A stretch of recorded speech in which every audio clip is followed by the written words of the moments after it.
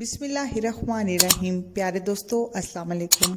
Novel कालिज कलियां और भंवरे की अगली किस्त शुरू करते हैं। कायरीन, जैसा कि आप जानते हैं, ये नॉवल लाहौर के उस दौर का है जब पाकिस्तान में मोबाइल फ़ोन सर्विस मौजूद नहीं थी।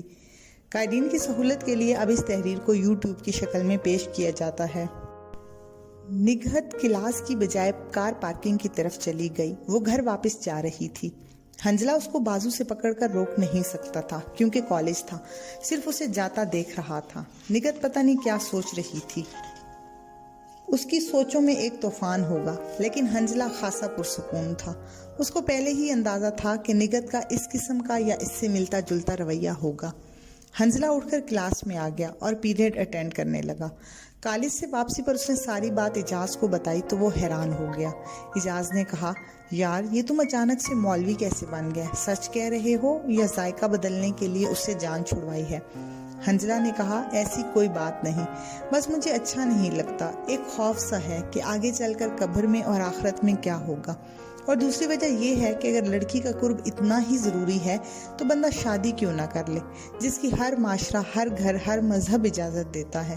खामखा बंदा फजूल किस्म की लड़कियों से फजूल किस्म की बातें करके गुनाह में वक्त क्यों ज़ाया करे। हंजला की बात सुनकर इजाज उसके करीब आया और उसके चेहरे पर नजरें गाड़ते हुए बोला, यार तुम तो वाकई ही संजीदा नजर आ रहे हो, इसलिए इस किस्म की ठोस दलीलें दे रहे हो। बहरहाल इस मौजू पर फिर बात होती रहेगी। बिलाल SHO के लिए 2 बंदों की ड्यूटी लगाई है। कल तक शायद उसके मुतालिक तफसील मिल जाए। वो बातें कर रहे थे कि हंजला का कज़न सनाउल्लाह खान आ गया।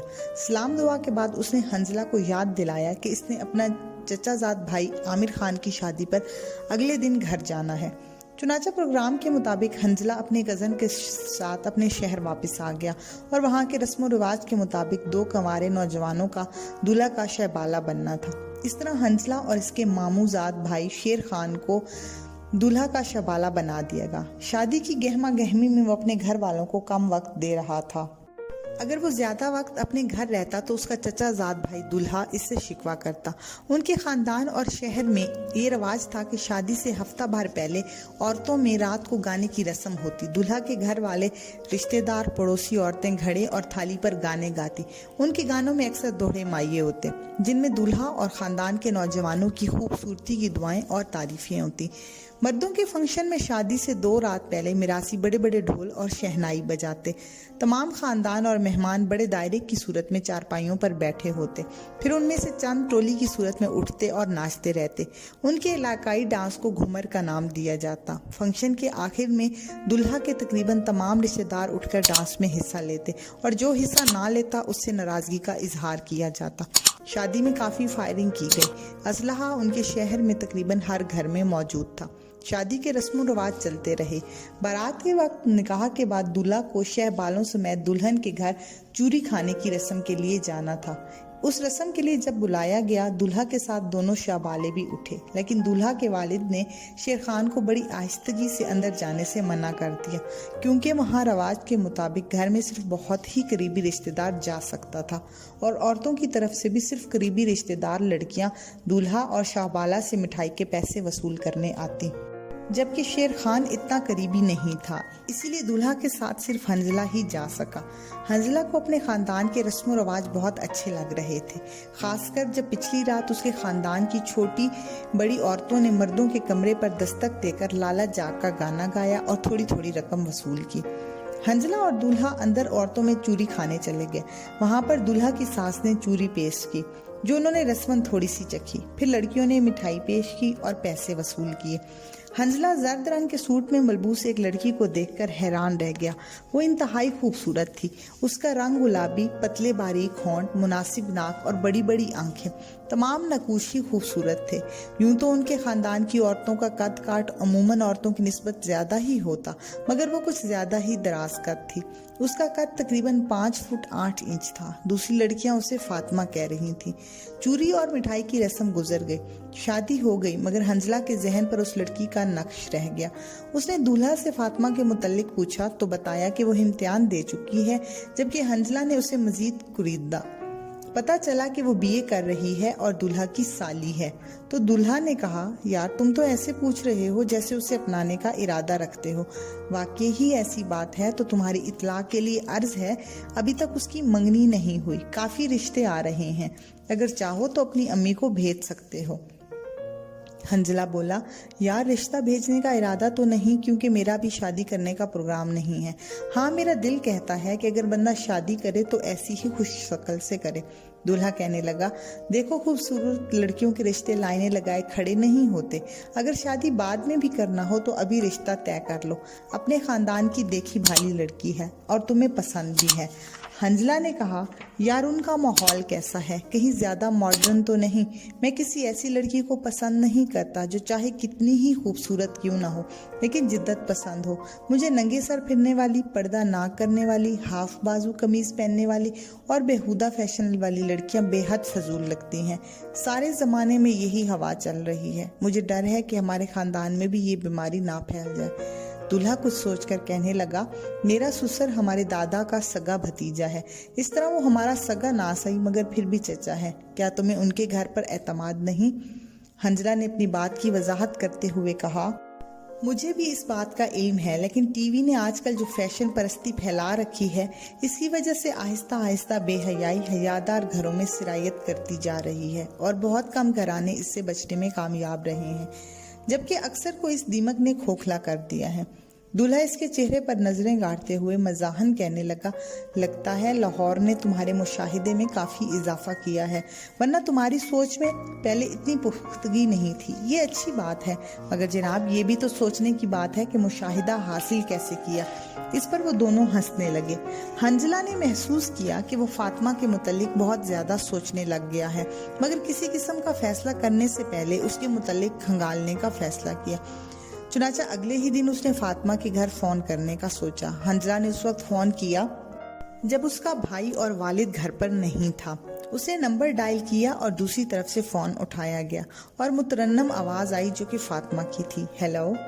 हंजला ने भी हेलो कहा।